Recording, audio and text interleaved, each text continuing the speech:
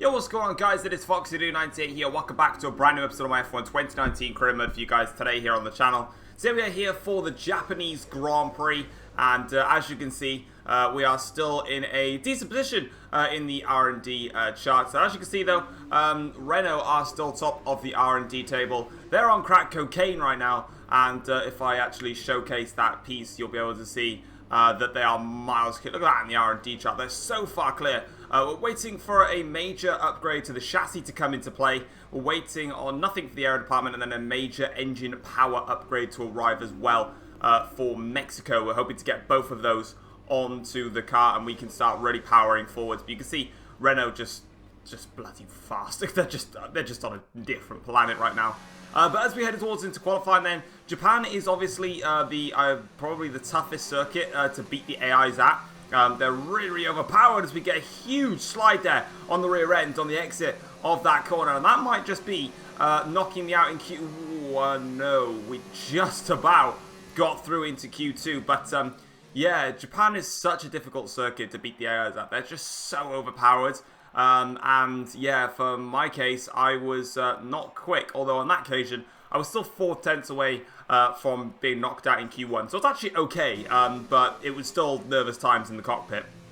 Into Q2, and I felt really offended by the two bollards by there. They racially abused me, so I decided to knock them over as we cross the start-finish line now here. And that was my banker lap on an old set of soft tyres. I'm now going to go out on a fresh set of soft tyres and just see what I can do, if I can go any faster and just try and beat their lap times. Moving then in towards the end of Q2, and this is now me on my proper flying lap here. Oh, nearly a second up on my personal best lap time of a 1:28.1. Back end slides a little bit on the exit, but as we come across the start finish line, it is improvement by a second, but it's not going to be enough to get me into Q3 on this occasion. It only leaves me P14 and a long way down the order, and that's not the qualifying session that we wanted. And as you can see, Norris gets through into Q3, but we didn't, I'm afraid, which is a little bit of a ball ache, but it is what it is. We can't do any more than that.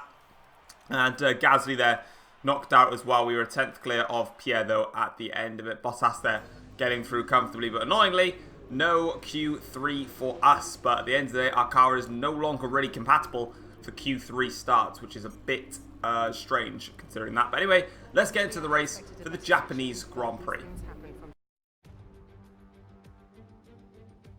A very warm welcome to the Japanese Grand Prix, an event that has decided a Drivers' Championship 11 times over the years and has hosted some very memorable races as well.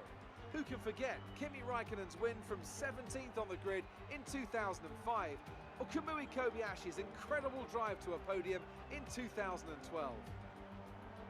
We're southwest of the city of Nagoya today at the unique figure-of-8 Suzuka circuit. 3.6 miles and 18 corners make up a lap here, with average speeds approaching 136 miles per hour.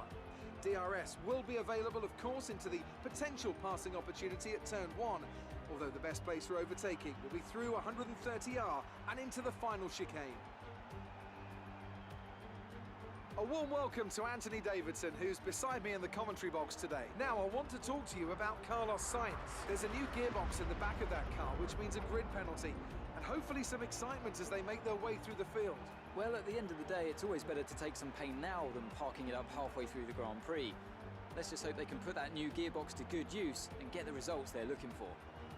It's time to see how our drivers are stacking up after yesterday's exciting qualifying session. A fantastic effort from Charles Leclerc yesterday puts him on pole, and Lewis Hamilton completes the front row. Looking down the rest of the grid, we have Bottas, Vettel, Lando Norris, and Perez, Stroll, Weber, Verstappen, and Roman Grosjean.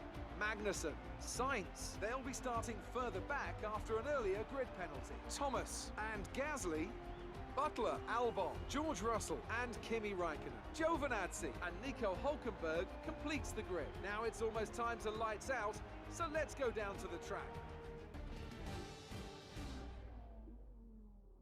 Okay, so we're starting 13th on the grid then for the Japanese Grand Prix. It's going to be a one-stop race from softs to mediums. Simple as that, really. And then we're obviously going to crack on and just do our best, really. That's all we can do. Hopefully we can try and score a couple of points. That'll be the aim for us. If we can try and get like a top 8 finish, that would be a successful Grand Prix for us, unfortunately, as we continue our best to try and develop the car as best as we possibly can. But it just depends on what we can do on that front there. But yeah, now we're getting ready. Finally, we're going to get on to the things and get on with the race then. But as you can see, we've got Carlos alongside us then. It's 5 red lights here for this Japanese Grand Prix. And it's 5 lights out, and away we go for the start of the race. Good start there, I think, from one of the Mercedes cars. Like an ultimate hiccup there. But the Ferrari gets such a better secondary phase there as the racing point of Devon Bullsack there tries to...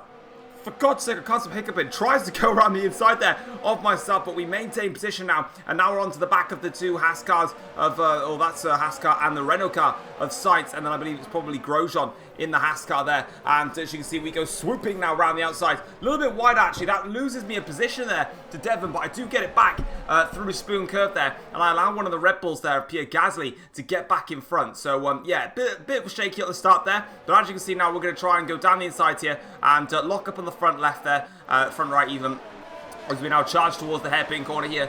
We've got a great run here on one of the Haas cars and also on the Renault car. We're going to try it up the inside on Carlos Sainz, and we do just that there, and we get past the Renault car. We're going to have to use a little bit of ERS to just pass him comfortably there, but we're now in front of the Renault car, which is really big actually, because the Renault is miles by the fastest car on the grid, and to pass him is quite something. But obviously we are probably going to lose out to Sainz later on in the Grand Prix, but for now we're in front of him, so let's not complain. Let's get on with our race then as we blast our way now up towards 130R. Sainz goes towards the outside, actually goes into the grass slightly. We now cover off the inside line, and through 130R, Sainz actually gets compromised a little bit, and that loses him some time, and we can now continue on with our race here as we get past all of them, and through the final chicane, Charles Leclerc leads the Grand Prix then.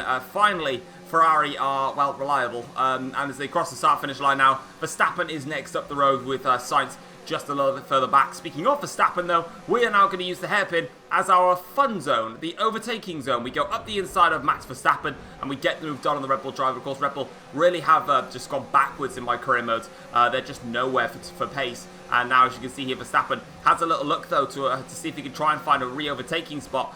Go wide, lock up there in towards Spoon, but we do eventually get back onto the circuit here and stay in front there. So a little bit of a mistake there as Max pressurized me in that stage of the race now, as Verstappen, once again, has got slipstream here, might just fancy a run. We go towards the cover, the outside, the inside line. Verstappen towards the outside line of 130R, but Verstappen backs out of it there, and he doesn't lose any more places. We manage to stay in front of Verstappen. Next up the road is Stroll, as I once again get rid of those bloody bollards and remove those from existence.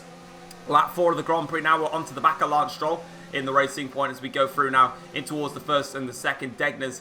We've got Stroll, Weber and Grosjean up ahead now, but we've got a bit of quite decent pace actually in this opening phase of the race, and we're going to go up the inside of Lance Stroll, and we get the overtake done. And now next up the road is Lucas Weber in the other Williams car there, and you can see that we're currently in 9th place now, so we're up into the points.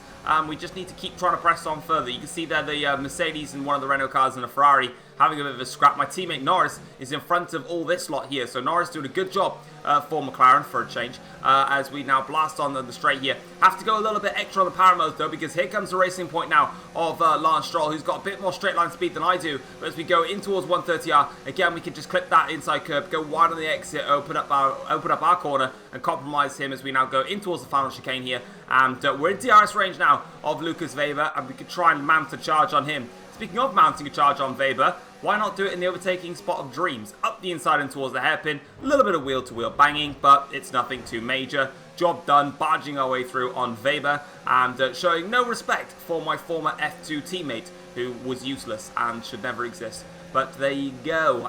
Now we've got Grosjean up ahead in 7th place. Now, the reason that we caught up to Stroll, Weber and Grosjean is because they were scrapping quite hard. Now we've got to see if we've got the pace to not only drop Weber, but get onto the back of Grosjean. Otherwise, our race is going to go backwards from here on in. But here comes Weber now with the straight line speed of the Williams car. Late defense there to the inside. Pull back to the racing line there, which you're eligible to do as long as you don't make too defensive maneuvers. Now we go in towards the final chicane here, and we stay in front of Weber for the time being. But now, as we go on to the start-finish right here, a bit of back-end slide there. We're still rocking in some slightly lower ERS modes. Now we're going to turn the power up a little bit here, but Weber has got a great run on us this time around. We cover the inside line quite heavily now. Weber goes towards the outside line here for the first corner now. We fly on through here. Weber goes off track slightly, and he doesn't make the overtake. Sits back and waits for another opportunity, which could come here on lap 8 of the Grand Prix. Grosjean, though, still up ahead and is starting to pull away now. So it looks like that the pace is going backwards rather than forwards, which is not what I needed in this stage of the Grand Prix. But Weber now is really starting to catch us here in towards 130. I might just go for it, but we have an easy opportunity to break that off. And now Devon Bullsack has passed the Williams car, and now we're blasting on through. Grosjean's already stopped for the first time in this race, so now it is Norris and myself, P6 and P7 respectively.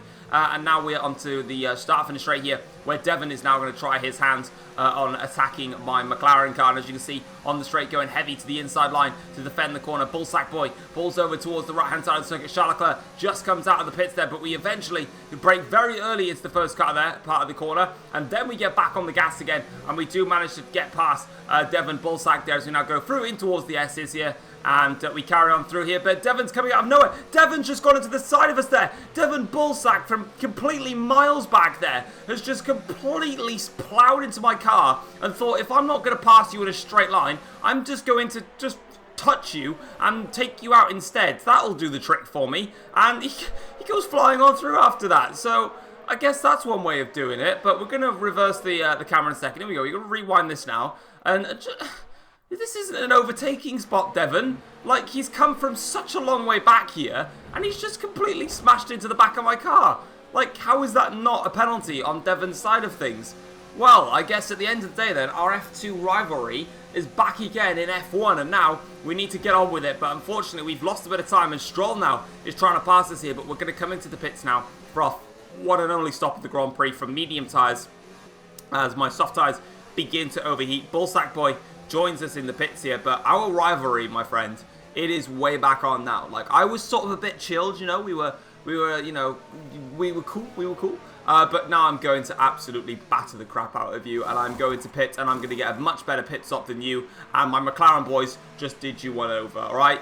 That is karma for Devon Bullsack right there. Verstappen also gets out in front of Bullsack boy there, but big up my McLaren boys. They got my back. They saw that Devon was abusing me, and they decided to go and back me up there. Weber now is just behind us, but he stopped for hard tyres, so he's not going to exactly be fast in this middle stint. So we should be able to pull away from Weber and catch up to Grosjean now, who is in the Haas car in front of us on hard tyres. So we're in a good place, actually. Speaking of that Haas car, he's just up the road. New personal best lap for us. I think it's a 130.1 if I'm not mistaken. But onto the straight now here. We're going in towards the first corner. Stroll is behind us on medium tyres, so he might just catch us later on in the Grand Prix. But as we go in towards the first corner, we've got a yellow flag there. One of the Red Bulls now has got a problem, so I'm not sure what Red Bull it is. It's Verstappen that's got an issue, and it's a three-wide moment here between Devon and Verstappen. Locks up there and just goes off the track, actually. Nothing completely awful about that. Verstappen just went off the track, but we have a look here on board with Devon Bullsack. Surprise. He smashed into the side of Verstappen. There he goes. Whacks into Verstappen and sends him off the track. That's a second victim that Devon Bullsack has taken today. The man's a battering ram, everybody. And as you can see now, Grosjean here, meanwhile, on lap 15 of the Grand Prix, is the next target for me as we now power on with the straight here. And we get past Romain Grosjean, and that's us up into 7th place. Lando Norris is in 6th place at the moment, and so far so good for McLaren. Pretty much doing a best of the rest performance, with Lando doing a much better job than I am. Oh, we got another yellow flag there. I think that's one of the Haas cars of Kevin Magnussen this time around that's had an issue here. He's going after one of the Williams cars, probably a Weber, and oh, that's a big incident there. That was so close to wiping his front left tyre off there. And yeah, wow, okay. We'll probably get another look at that. He's got a great run here in towards the first corner and just gets completely smashed by Weber there. They're having a lot of issues in towards turn 1 right now. And yeah, that's not gone so well for him. But lap 19 of the Grand Prix now. And finally, Lance Stroll has decided to make that inroads that he was so desperate to do. And he's on the back of my tail now in towards 130R here. I actually make a little bit of contact there between myself and Lance, but we get the job done. And that's us up through now into 7th place, maintaining position. But now we've got a lot of laps to go to defend this position. 8 or 9 laps. We've got to go ham and just get our head down and try and get on with this Grand Prix. But as we go now onto lap 20 of the Grand Prix, Stroll's going to have a good run here with the DRS now as we go towards the inside line to defend it. Then go to the outside line to cut off turn 1 there. and that was just basically there to fluster Lance Stroll. But lap 20 again now, and up towards 130R. Stroll just got a lot more pace in the Racing Point. I know we've done a lot of engine upgrades, but we still got a little bit more drag in the car. But now we just cover off Lance Stroll there. Good defensive play there, and now as we go in towards the final corner here, we defend against Lance, but we've got the back straight to deal, the pit straight, sorry, to deal with, and the DRS zone now in our way. So we've not got it all our own way just yet. We're now in Rich Mix and hot lap mode enabled as we blast onto the straight here. Stroll really is catching me now in that Racing Point car. He might just go for it in towards turn 1, but no, he actually backs out of it and stays away. But I now just suddenly decided to come up with a plan, and that was to just save all of my ERS using 0 ERS in the first sector, medium ERS in the middle sector, and then max engine modes in the final sector. And it worked nicely. Lap 25 of the Grand Prix. Here comes Stroll again, and now this time around, we're not going to be able to defend as easily as we could, but we still managed to get the position done. And all the meanwhile, it is now literally a 3-4-way scrap for P7 in this Grand Prix. Lando Norris thinks about good 10 seconds clear up front. Lap 25 to start, lap 26 now. Devon Bullsack here has made his move ahead of Lance Stroll. Now he's onto the back of myself here. We're using overtake mode to try and get this one done. Bullsack boy, I remember what you did to me earlier in the Grand Prix, Sunshine, so I'm going to cut you hard off there in towards the first corner. A little bit wide on the second phase, but we're not going to get it this time. And this time around, as you can see, there it is. Drop the ERS down into 0. And as we go towards here, I've got to be careful now of this specific corner right here. You can see there, I actually turned it a little bit earlier that time around because I didn't want to get molested. But on to the final lap of the Grand Prix then. Charles Leclerc wins the Japanese Grand Prix. We get a warning for exceeding track limits. That was my second warning of the race. Lock up onto the final chicane there, but it is going to be enough then. We come across the start-finish line, and it's going to be 7th place on the road. Overall, not a bad race.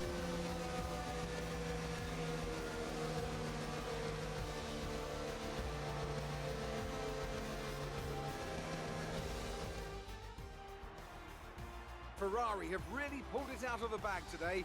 It's a great win. Talk to me, Ants. What was it that set them apart from the competition today? I think a large part of the result comes down to temperament. They were able to keep their heads when everyone around them was losing theirs, and that's allowed them to get the best out of the car, to maximise the strategy, and to stay out of trouble.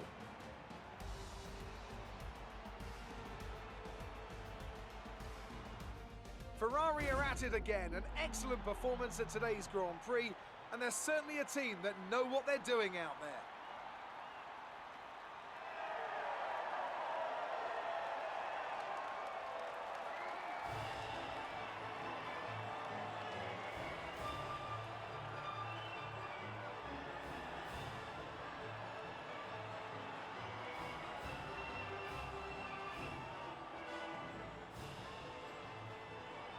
Okay then, so as you can see, here are the race results then. So it was a 1-2 for Ferrari today, with the other Renault of Perez on the podium, beating the 2 Mercedes and then the 2 McLarens coming up trumps next. Drivers' Championship, Lewis Hamilton overtakes myself as the for 3rd in the championship. Bottas still leads the way by just 2 points, I think it is. Constructors' Championship, it's 90 points now in Mercedes' favour. They are much, much clearer now than they have been, and they've put themselves in a strong position to win both the Drivers' and Constructors' Championships. Amazing performance out there. I'm sure you're pretty happy with that. Devon did much better in today's race than he did in qualifying. Yeah, because he was smashing people off the track. What do you expect from him? But he still didn't win, so who cares? I still beat him.